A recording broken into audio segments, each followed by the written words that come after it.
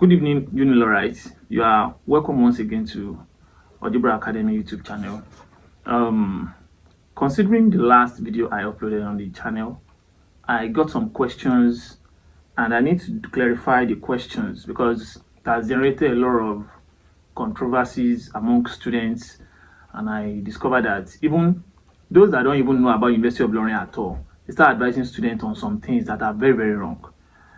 The first question I got, the first person that asked question was asking me if CBT is scam. Anyways, we get this question almost every year, that CBT is scam, this is this, that is that. But I can tell you for a fact that nothing like that exists. This is a computer that is programmed to mark questions according to the instruction given to the computer by the lecturers. So it's not as if the computer make mistakes when it was marking, or it gives someone's result to another person. It has already been programmed. There's never been any time you go to log into your portal and someone else's password works for you. Your password opens your portal, your matric number opens your portal. It means it is personalized. Whatever you do on your portal belongs to you. So I will not want someone that has good intention for him or herself and is pursuing to go or graduate from this school with a good grade to have the mentality that CBT is scam. There's nothing like that. You discover that you perform well in courses that you know very well. For instance, almost everybody will have A or B or even C. That's average in GNS 111 and GNS 112. Why? It is because the course is not as tough as others. No, I'm not saying it's not really tough. It is a standard course, but you know, materials for it are here and there, past question and all, which works for almost all the students. So even if you see a student that doesn't perform in other courses, such student will perform better in GNS 111. Why? Have you asked yourself that? Now, before I go further, I want to use a certain result to explain or to convince everyone that CBT is not scam. Now, look at the screen. You see a result there. In that result, you discover that this student has the same score in all his physics courses. The same score in all his physics courses, both first and second semester. Physics 115 40, if you notice very well.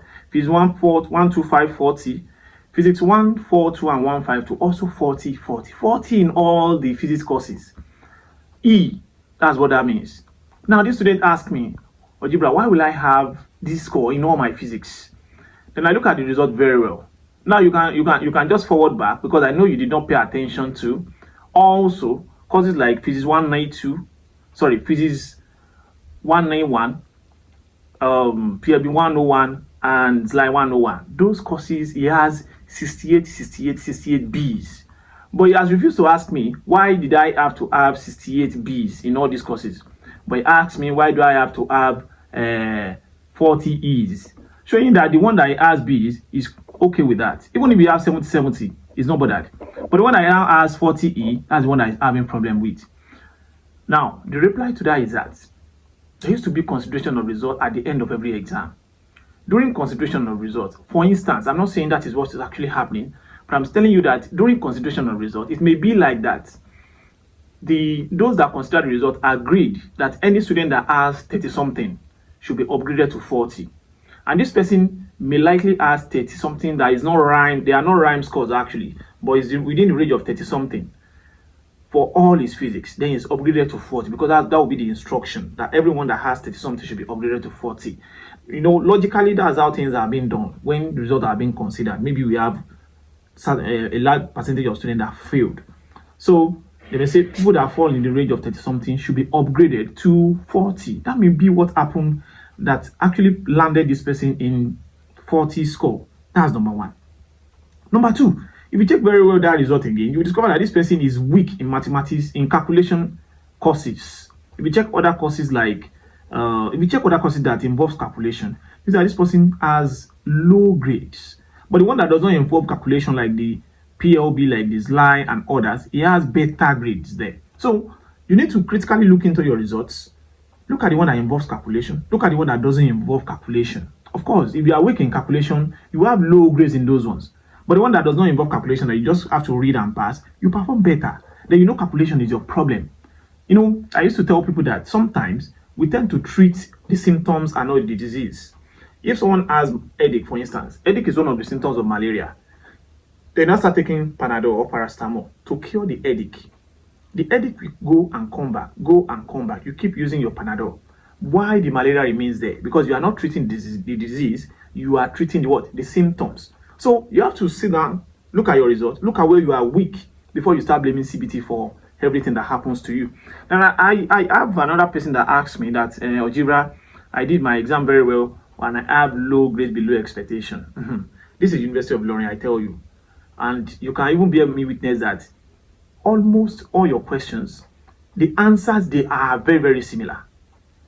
That when you read questions in a standard University of Learning question, when you read it, you can even tell the computer your answer yourself.